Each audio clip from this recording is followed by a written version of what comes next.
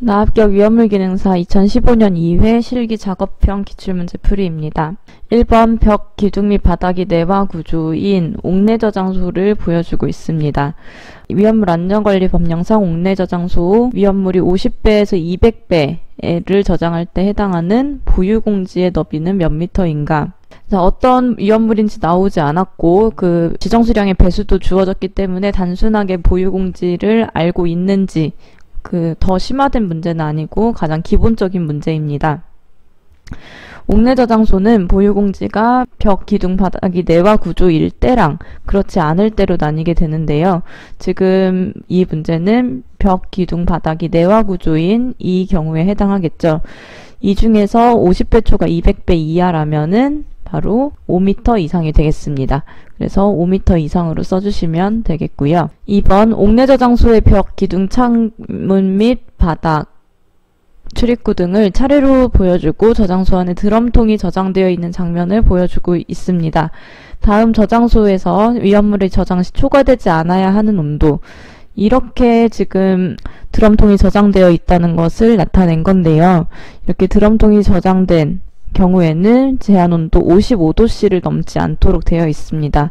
자, 관련 법령을 한번 찾아보시는 것도 도움이 될 거고, 옥내 저장소는 온도 55도로 정리하시면 되겠습니다. 3번 탱크와 그 주위의 시설을 보여줍니다. 탱크 주위에 설치하는 시설에 대한 각 물음에 답하시오. 자, 이렇게 생긴 그림을 우리는 뭐라고 부르죠? 이 중에서 이 탱크 주위에 설치한 설치물들을 우리는 방유재라고 부릅니다. 그래서 가번은 방유재라고 쓰면 되겠고요. 이 방유재는 높이가 0.5m 이상에서 3m 이하입니다. 그리고 면적은 8만 제곱미터 이하로 해야 하고요. 높이가 1m를 넘는 경우에 그 높이를 넘어다니기 위한 계단이나 경사로는 50m마다 설치를 하도록 되어 있습니다. 자, 이러한 그 숫자를 쓰는 문제뿐만 아니라 방유재의 두께도 종종 출제가 되고, 특히 방유재의 용량은 위험물의 제조소일 때와 5개 탱크 저장소일 때를 나눠서 용량을 구하는 방법이 다르니까 이 공식까지 알아두시면 좋겠습니다. 자, 그래서 아래쪽에 정답을 보면 나번에 동그라미 1, 2, 3, 4로 되어 있는데 이 부분을 문제 형식과 같이 기역, 니은, 디귿, 리을로 바꿔주시면 더 보시기가 쉬울 것 같습니다. 4번 클로로벤젠이 저장되어 있는 옥내 탱크 저장소를 보여주고 있습니다. 클로로벤젠이 누설되는데 바닥으로 가라앉고 있네요. 이때 흡연을 했을 때 동시에 폭발이 일어나는 장면을 보여주고 있습니다.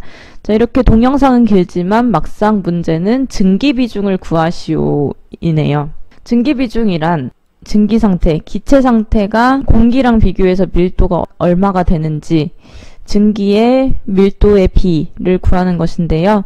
증기 비중은 29분의 분자량을 통해서 구하게 됩니다. 사실 비중이라는 개념은 밀도끼리 서로 비교하는 것이기 때문에 증기 비중이라고 하면 공기가 기준이 돼서 공기의 밀도분에 해당 구하라고 하는 그 물질의 밀도를 비교를 해줘야 하는데, 밀도는 또 다시 풀어서 설명하면 부피분의 질량이죠. 밀도는 부피분의 질량입니다.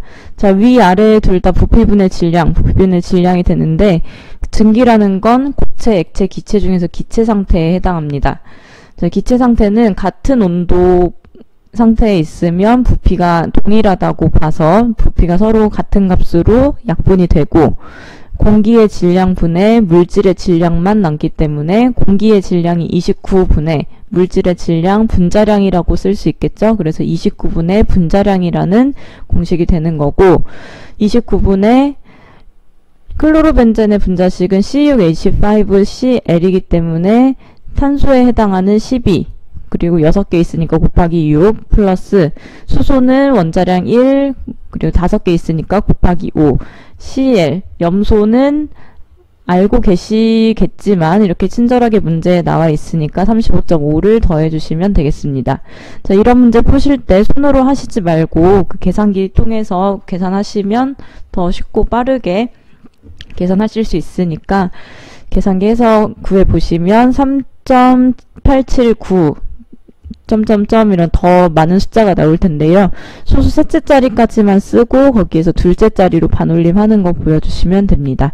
자, 증기비중을 구할 때는 위 분자와 분모의 단위가 모두 같기 때문에 단위는 없다는 것도 유의하시면 될 것 같습니다. 그래서 3.88이고요.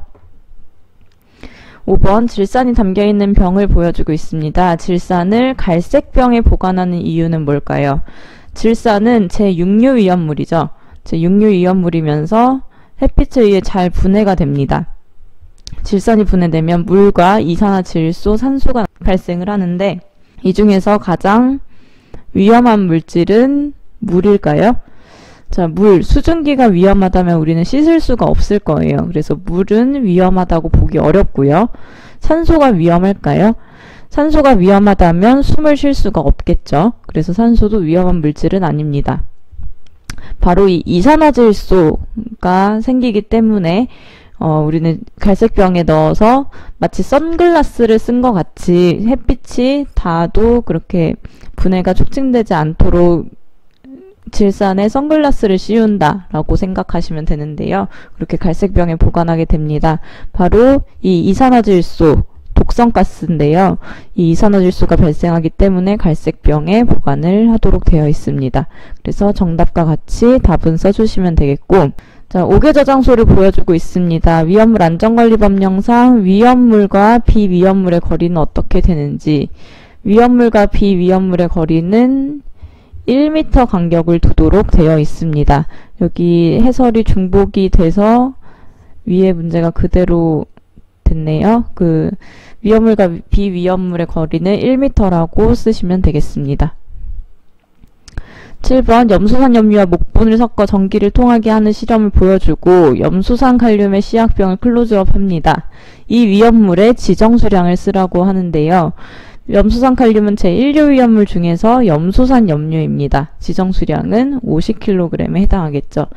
비교적 간단한 문제였네요. 50kg 단위 쓰는 거 잊지 마시고요. 8번 5류 위험물이 수납용기에 저장되어 있는 저장창고에서 화재가 발생했습니다. 이때 소화가 가능한 소화기는 무엇일까요? 제5류 위험물의 경우에는 불이 났을 때 주수소화를 합니다. 자, 그러면 주수소화 말고 질식소화 효과 있을까요? 질식은 효과가 없습니다. 제5류 위험물은 분자 자체에 산소가 많기 때문에 가염물과 산소가 합쳐져 있는 형태, 그래서 질식을 시켜도 그 안에서 산소가 계속 생기기 때문에 불이 계속될 수 있어요. 그래서 질식 대신에 주수소화를 하고 억제소화도 그렇게 효과는 없습니다. 그래서 주수소화를 하는 것은 물을 쓰는 소화기 등을 쓰시면 되겠는데요. 일단 마른 물에는 모든 위험물에 다 쓰일 수 있는 소화약제고요. 할로는 할로겐 원소니까 억제소화에 해당하죠. 그럼 주수소화가 아니니까 소화가 가능하지 않은 것이고, 분말소화는 어디에 해당하죠? 질식소화에 해당합니다. 그리고 이산화탄소 소화기도 질식소화에 해당합니다. 그래서 이산화탄소 분말도 안 되고요. 만약에 여기 포소화 설비가 있다면 포소화 설비는 질식소화 효과가 주로 있지만 그럼에도 불구하고 냉각의 효과도 있다는 것을 주의하셔야 합니다. 포소화약제는 질식이라고만 생각하시지 마시고 냉각 소화에도 효과가 있는 소화기입니다. 그래서 만약에 여기 포소화기가 있었으면 포소화기도 정답이 될 수 있고, 여기는 없기 때문에 마른 물에만 골라주시면 되겠습니다. 9번 플라스크에 과산화수소를 넣고 중성세제와 황색 색소를 넣습니다. 그 다음에 거품을 발생하고 불을 붙이는 장면을 보여주는데, 이 플라스크에 요오드와 칼륨 용액을 넣으니 연기가 발생합니다. 자, 요오드와 칼륨의 용액의 역할은 과산화수소가 분해가 빨리 되게 해주는 이런 역할입니다. 반응을 빠르게, 느리게, 속도에 영향을 미치는 물질을 우리는 촉매라고 하죠. 근데 반응을 빠르게 하니까 정촉매라고 합니다. 그러면 반응을 느리게 하는 것은 부촉매라고 부르고요. 과산화수소에서 발생하는 기체의 명칭, 과산화수소는 액체 상태이기 때문에 이게 분해가 되면 물, 액체로 나오고 산소, 기체가 나옵니다. 그래서 명칭 산소라고 쓰시면 되겠네요. 10번 질산칼륨, 질산나트륨, 질산암모늄이 담겨있는 시약에 물 분무기로 물을 뿌렸더니 온도가 내려가는 모습을 보여줄 겁니다. 그 온도가 내려가는 것은 흡열 반응이라는 뜻인데요. 주위의 열을 흡수해서 점점 주변의 온도가 낮아지는 현상입니다. 자, 흡열 반응을 하는 물질, 흡열 반응하면은 무조건 질산암모늄을 떠올리시면 됩니다. 흡열 반응은 질산암모늄. 그래서 질산암모늄이라고 써주시면 되고, 이 흡열 반응이라는 단어는 시험에 자주 출제가 되고요. 항상 답은 질산암모늄이었으니까 한번 기억을 잘 하시길 바랍니다.